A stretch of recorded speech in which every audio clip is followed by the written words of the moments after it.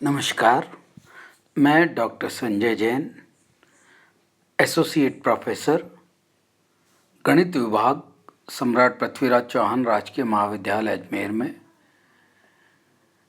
आज coordinate geometry पे हम लेक्चर लेने जा रहे हैं। इससे पहले मैं आपको कोऑर्डिनेट ज्योमेट्री पे 5 लेक्चर दे चुका हूँ, जिस पे हमने कोनिक सेक्शन में के लिए बात करी है। आज उस कोनिक सेक्शन को हम आगे बढ़ाते हुए चल रहे हैं और जो बातें हमने पहले की हैं उनको न्यूमेरिकली आज हम वेरीफाई कर रहे हैं।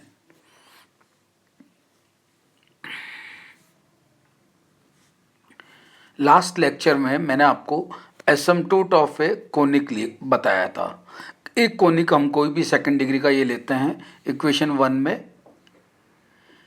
एसिम्पटोट के लिए हम क्या करते हैं, इसमें एक कांस्टेंट टर्म जोड़ देते हैं। ये इक्वेशन 2 में हमने लैम्डा जोड़ दिया है और चूंकि हमें पता है एसिम्पटोट क्या होता है, इन्फिनिट पे मिलने वाला टेंजेंट होता है, ठीक है। और 2 will represent pair of lines, इसके लिए हम कंडीशन लगाते हैं। तो एक डिटर्मिनेंट हमने ये पहले बनाया था, ये बात हम पहले कर चुके हैं। और इसमें हम एक डिस्क्रीमेंट डेल डिफाइन करते हैं और इस वाले डिस्क्रीमेंट से A B C G H F हमको दिया हुआ होता है। वैल्यू रख के हम लैम्डा की वैल्यू निकालते हैं और वो लैम्डा की वैल्यू निकाल के या डिस्क्रीमेंट की वैल्यू निकाल के एसिम्पटोट मिलता है हमको। एक न्यूमेरिकल हमने इस पर किया भी था लास्ट टाइम, ये हमको एक न्यूमेरिकल दिया हुआ था। इसके लिए हमने एक लैम्डा को ले लिया था इसकी एसिम्पटोट की इक्वेशन में और एक डिटर्मिनेंट लिया और इसको 2 डिटर्मिनेंट में ब्रेक करके सॉल्व किया। लैम्डा की वैल्यू आई और वो हमने वापस कांस्टेंट इसमें सब्स्टिट्यूट कर दिया वो लैम्डा की वैल्यू, तो वो उसका एसिम्पटोट हो गया। तो ये काम हम पहले कर चुके हैं। आज हम इससे आगे बात कर रहे हैं। कुछ और इम्पॉर्टेंट बात हम यहाँ एसिम्पटोट के लिए ले रहे हैं कि कोनिक सेक्शन हमें ये तो पता है सेकंड डिग्री का होता है, ठीक है।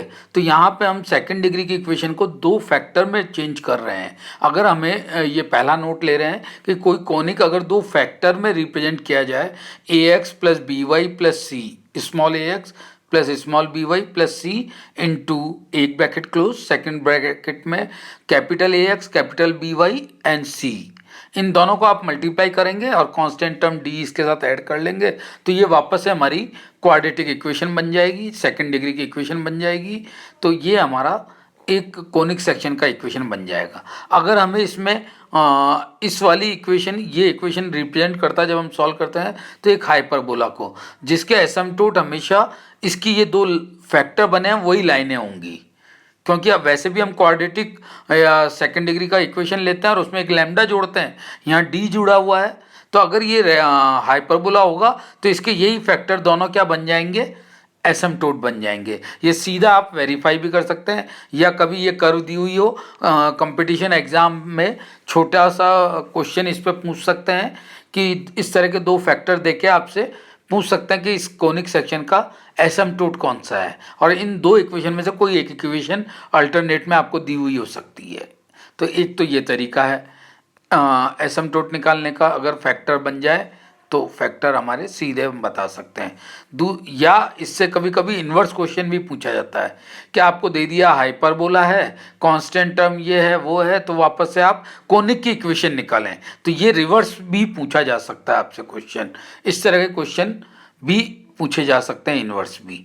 सेकंड, अगर कॉन्जुगेट हाइपरबोला है तो ये इक्वेशन हम पढ़ चुके हैं एसिम्पटोट की, इसको यूज करके भी हम निकाल सकते हैं कॉन्जुगेट हाइपरबोला के केस में।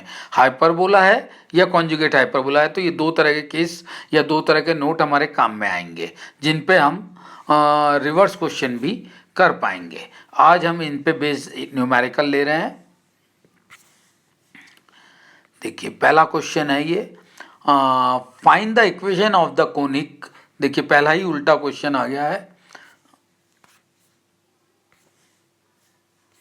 यस, क्योंकि हम सीधे क्वेश्चन कर चुके हैं, लैम्डा की जगह लैम्डा सब्स्टिट्यूट करते हैं, 2 डिटर्मिनेंट में ब्रेक करते हैं, लैम्डा की वैल्यू निकालते हैं और एसिम्पटोट निकालते हैं। पहला क्वेश्चन है find the equation of the conic whose asymptote are the lines.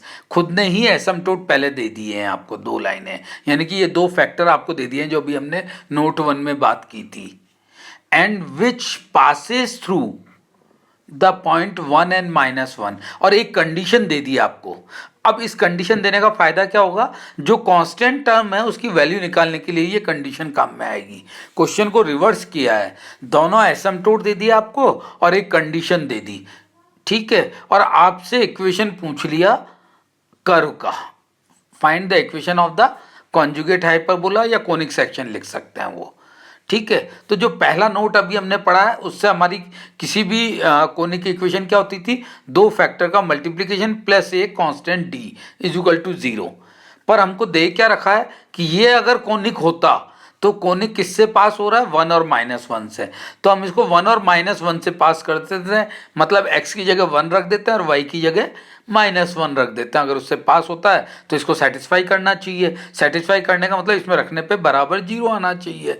तो ये जब हम रखते हैं तो इससे हमारे पास सॉल्व होकर d की वैल्यू आ जाती है, क्योंकि d अननोन है, तो d की वैल्यू आ रही है -36, और ये -36 हम इसमें वापस सब्स्टिट्यूट कर देंगे।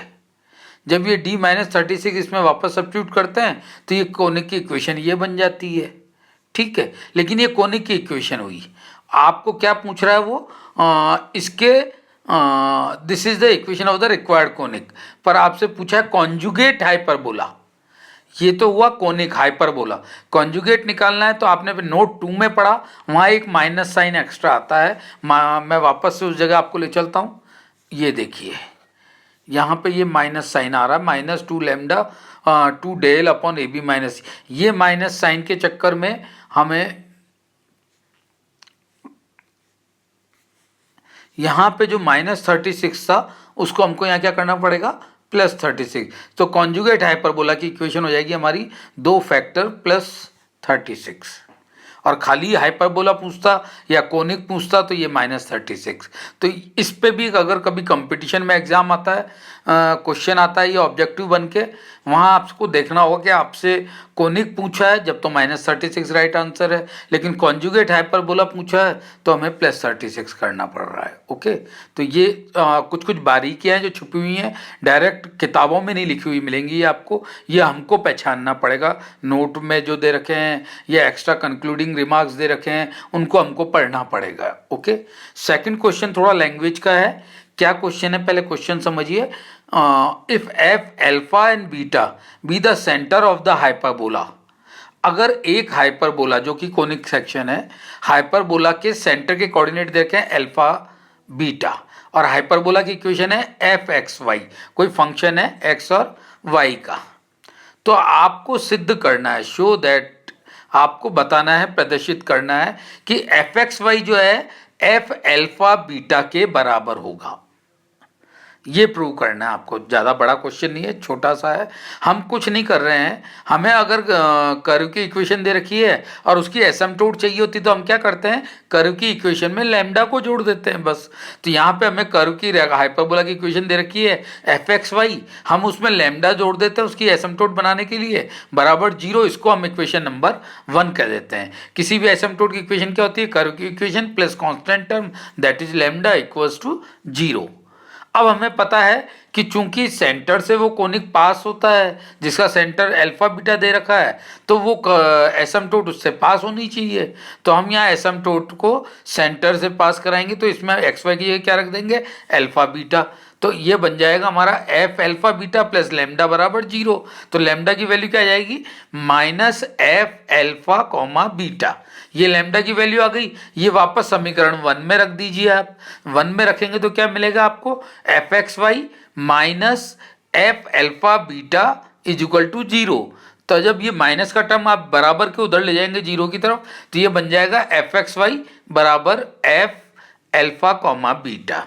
तो ये यही हमको प्रूव करना था, छोटा सा क्वेश्चन है। अगर सेंटर से पास होता है कोई कोनिक तो वो सेंटर के कोऑर्डिनेट को भी उसके बराबर सेटिस्फाई करेगा। इसी पे एक दूसरा न्यूमेरिकल और बनता है कॉन्जुगेट हाइपरबोला के लिए।